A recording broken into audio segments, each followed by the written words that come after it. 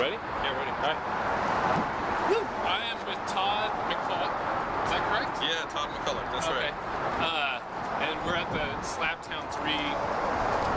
Wow, you're like the tallest guy I've done the poll conversations with.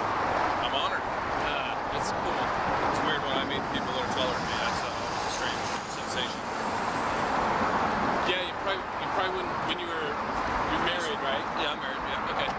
My wife is nowhere near my height. Yeah, you probably which is a good thing.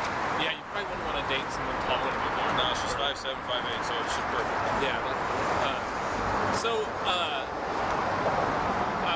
I chatted with Bowen, and I was like, let's see.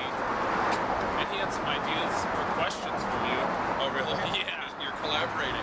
Well, I don't really know much about your history or anything. I know you played professional basketball, is that correct? Yeah, I played professional basketball for about 3.5 years, and then suffered some foot injuries that caused me to retire prematurely. And then I did 5 years of broadcasting, Philadelphia 76ers on the radio, a little bit of college basketball analysis, and now I'm a full-time dad, part-time pinball player. Yeah, you're doing pretty good, it seems like. Yeah, not too bad this tournament. It's a good lineup of games, and it's well run, and I'm just trying to improve, and having friends like Bowen that are willing to share their expertise and strategy really helps out. Strategy becomes a big part of this game. He's helping me with the mental aspect of it as well, just how to play like it's like you're in your basement. You know, try not to let the pressure get to you, even if there's not a lot of money on the line. Yeah. How is that comparison from playing? I mean, like if you're playing professional basketball, you're playing basketball in front of a huge audience, and it's like, and then you know, how do you feel about like nervousness with playing pinball? That's what Owen asked me to ask.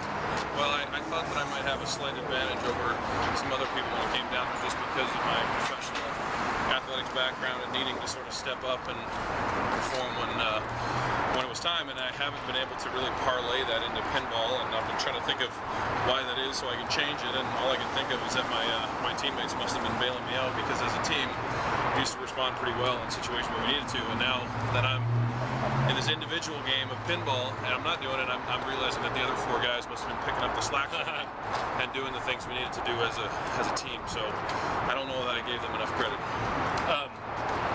Bowen also had mentioned that you're a big Slurpee fan, is that correct?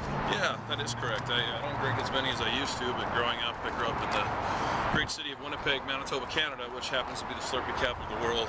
They sell more per capita than anywhere else. They sell 14 million Slurpees to a mid-sized city, which is a little surprising because a lot of the year is chilly. Yeah, I think that people might be drinking more cups of tea or some hot chocolate. I like Slurpees, but then I recently gave up high fructose corn syrup as best as I could. So you just need some sugar cane then. Yeah, but some Mexican Slurpees or some Canadian Slurpees that use sugar cane rather than high fructose corn syrup. Yeah, that's kind of sad, isn't it?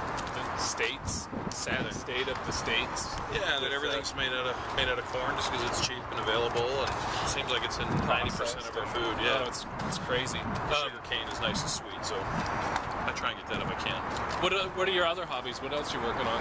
Just love being a family man. Love spending time with my wife, watching movies with her, watching lots of movies, trying to be the best dad I can be, spending a lot of time with my kids. How old are your kids? My daughter's 3 and my son is almost 1, so I'm trying to get my daughter into pinball. You know, doing swim lessons and taking her to preschool, and she got music classes, so we're just trying to give our kids Oh man, you should get a slide whistle.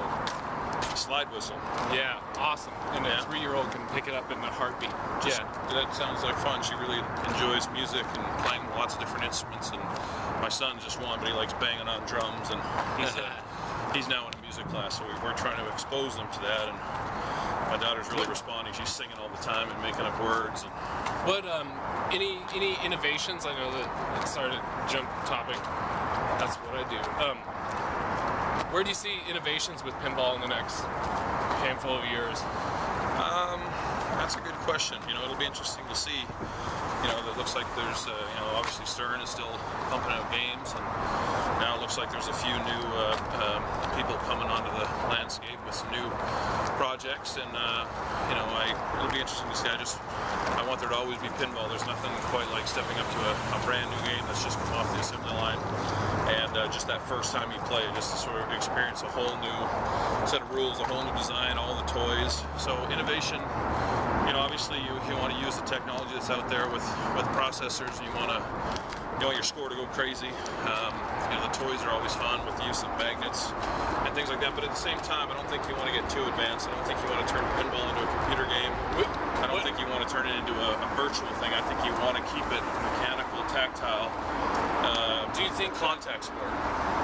I ran this past Neil. What do you think about the prospect of televising pinball like tournaments and like making it kind of like what they did with poker? Because then it blew up. It was like right.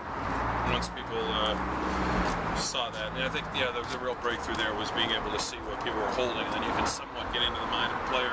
I think it'd be a lot harder to get into the mind of a pinball player, but they do.